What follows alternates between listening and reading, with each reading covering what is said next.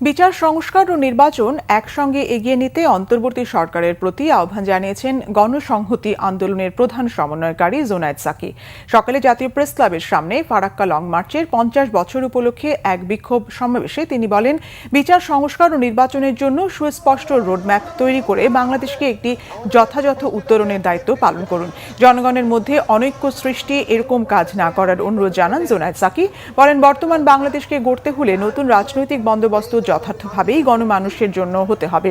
দেশের এই সংকটে অন্তর্বর্তী সরকারের উচিত রাজনৈতিক সব দলের সঙ্গে আলোচনায় বসা।